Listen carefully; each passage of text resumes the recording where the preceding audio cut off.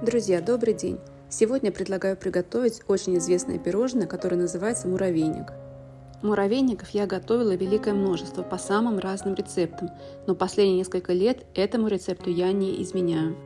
Рецепт это не мой, автора я обязательно укажу в описании к видео, но он настолько замечательный, что я считаю необходимым поделиться им с вами. Поверьте, более вкусных муравейников я не ела.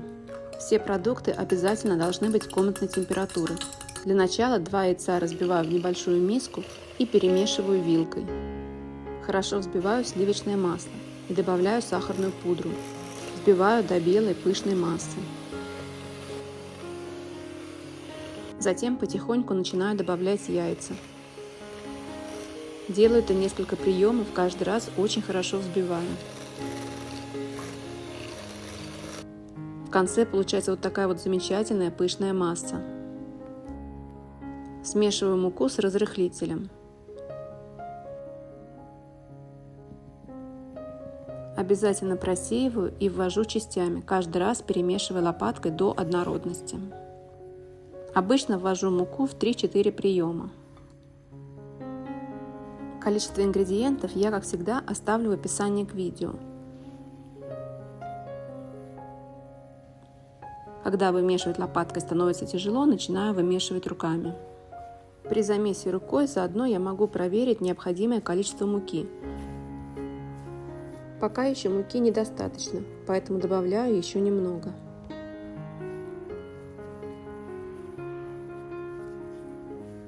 Еще раз вымешиваю, и вот теперь уже тесто мне нравится. Оно очень нежное, совершенно не липнет к рукам. Делю его на 4 части и каждую часть упаковываю в пленку.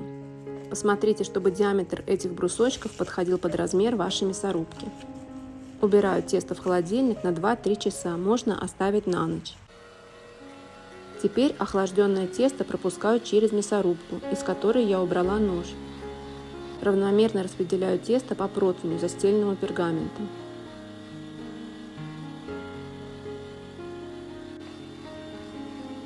Отправляю в духовку, разогретую до 200 градусов. Сначала на 15 минут, затем хорошо перемешиваю тесто вилкой, разбивая большие кусочки, и отправляю еще на 5 минут.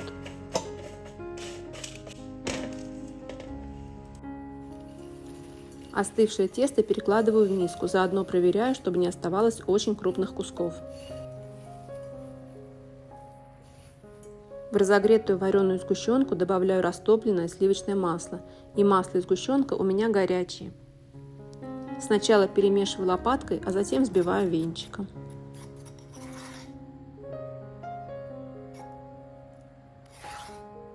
На данном этапе можно добавить разломанные грецкие орехи. Я их не добавляю, так как муравейники ни с орехами, ни с маком мы не любим. Перемешиваю все лопаткой.